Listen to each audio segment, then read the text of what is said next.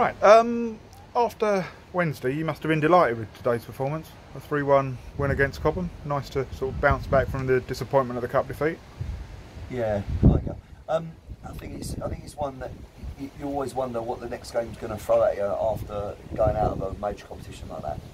Particularly when I think the boys put a good shift in on Wednesday, and it was a good performance, a great attendance. Again, I think I mentioned the other day, really grateful for the crowd that came and enjoyed. I think a really good game, but I think it would have took a lot out of us. And sometimes psychologically, you wonder how the boys are going to fare. So today, Cobham is always a tricky tie, and to get a 3-1 win today and put us back with 3 league points on the table is very pleasing. Cool. You made a couple of changes today. You left out Carl Henry and Brendan. Yeah, two players that both finished on Wednesday night with carrying injuries. Okay. And with no training on Thursday, we made the decision to keep them in the squad on the fact that they said that they were available, but untested, so that we just felt that we would freshen things up a little bit. Okay. Meant you handed a first start, I believe, to Tyrell. Yes. Yeah. And you brought in Brad Williams, which seemed inspired, as it turned out. Yeah. Tyrell, again, been patient lad. Generally his attitude's been very good.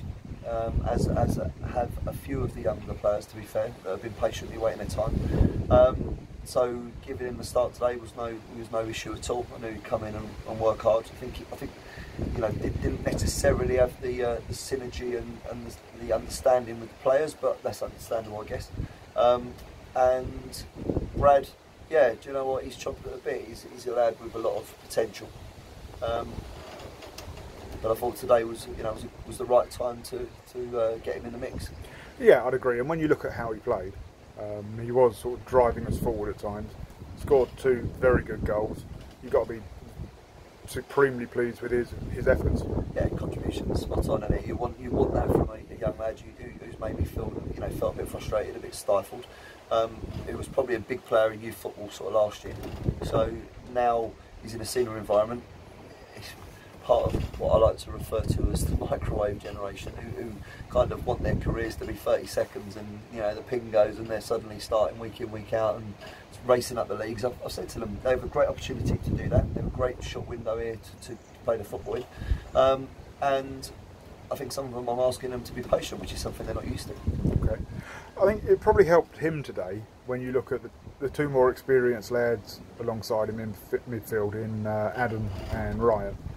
They both did, again, another superb job. I mean, Ryan very rarely gives the ball away. He's tenacious. Sid was more offensive than we saw the other night. But again, that obviously helped Brad sort of come along.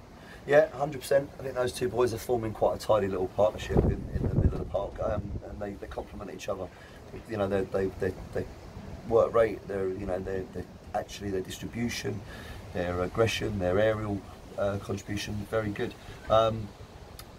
We made no secret of it. The one thing that we didn't do Wednesday was we didn't have enough shots. So we asked Brad to come on in today, and he bought a couple of tickets and scored 2 cracking goals. So yeah, you can't argue with that, really. Okay. Only slight disappointment, I guess, would be conceding a goal, 97th minute. Up till that point, your defence had looked pretty solid. Yes, yeah. First of all, I don't know where 7 minutes came from, but that's some conversation for another day, seeing as the referee had said 5 or 6, and we seemed to be way into that. But yeah, we had 10 players in and around the ball. That's how hard the boys were working at that stage, and we just counter-attacked a couple of times through Ollie, and you just thought, yeah, do you know what? We had enough players in there to have dealt with it. So obviously, from that perspective, it's disappointing to concede in that manner at that stage of the game. Yeah, I guess it'd be more disappointing if it was 0-0 or 1-0 up. 1-0, yeah. Cool. Next up, we go to Red Hill on Tuesday. Yeah, so, absolutely. The games don't get any easier, do they? And they're just throwing, coming thick and fast, which I guess this season is going to be one of the things that we're going to have to endure, which is maybe different to last season. I said we've played more games in the opening month than I can remember for a long time. And yeah, another tough game. Red Hills, I know they haven't maybe had the greatest starts, but they had a bit of a hiccup at the start when they had obviously the COVID in the club. So they're probably a little bit delayed into the season. Yeah. So I'm sure by now they're starting to get a bit of form together, and it'll be another tough game. But we've got to go there and find a way to get the result. Yes. I know it's early. Do we have any injury concerns? Obviously, we got Sean and Tant still on the sidelines. Yeah, I mean, Tant's, I think he's closer than Sean. John Luke obviously still, we haven't had him now for 3 or 4 weeks, so he's the longest of the lot. I'm not sure whether there's any added to that today until we have a bit of a debrief and a count up. I know there was a few niggles and little back pains and that sort of stuff, but I don't think there was anything too sinister from today. Okay, cool. Well, thank you very much, and see you on Tuesday. Cheers, Gary. Thank you.